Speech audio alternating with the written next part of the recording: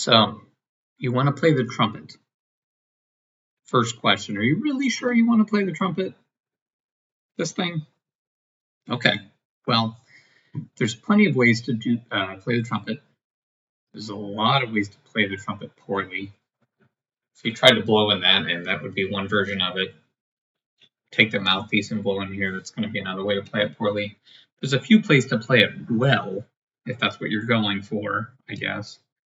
And there's a few common rules about how to do that. Today we're just going to talk about the embouchure and the air that's going to need to be used in order to make a great sound on the trumpet.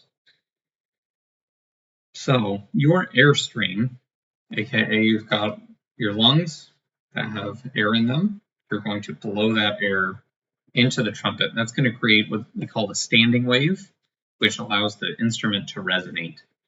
Okay, there's already air in this trumpet. Okay, I can demonstrate it to you by just going like this. Listen to hear if you can hear a sound.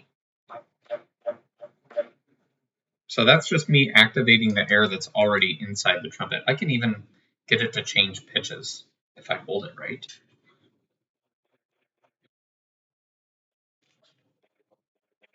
So that's the air that's inside the trumpet going through different tubes and causing a different pitch to come out the end of the instrument.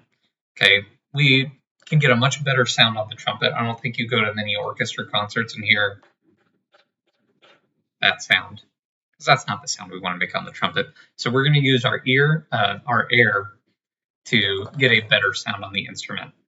Okay, the way that we want to use our air is to have focused air. Okay, so if you were to just put your lips around the mouthpiece and blow hot air, that's not the sound we want to make on a trumpet either, right? We want focused air. So if you think about blowing your air to the back of the wall and you just want to hit a point on that wall with your air, that's going to do some things to your face, which is going to allow the airstream to be much tighter and more direct. That's the kind of air that we want to put through the trumpet. Okay, so what that does, that kind of airstream is going to create a hole that's much smaller than between our lips, and that's the airstream that's going to go into our trumpet. Okay, when we're setting the mouthpiece on our face, that small hole is going to sit inside the hole of the mouthpiece, like so. Okay, and if we have that focused air, some people might start to get that buzz on the mouthpiece, some people may not. It just depends on the size of that hole in your face, and everyone's, teeth structure, lips are a little bit different.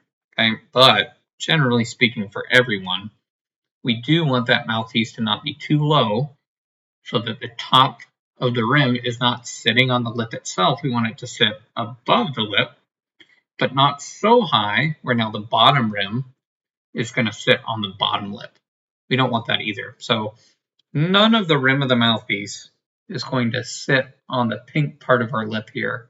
It's going to sit a little bit above and a little bit below. Okay. We also don't want the mouthpiece way over to the side, because that's not where the air is going to come out.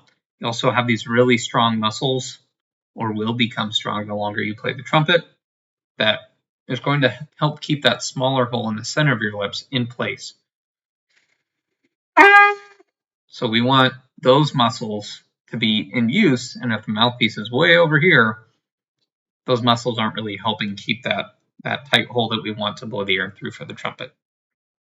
Okay, so we don't want it too high, we don't want it too low. We want the fleshy part above the lip and below the lip to be where the rim of the mouthpiece is touching. Okay, and then all you do is you take your mouthpiece, you put it back in your instrument, you set up the same embouchure with your lips inside the mouthpiece, and you blow. You do that about 100,000 times, 20 years, whichever one comes first, and eventually you'll start to make some progress.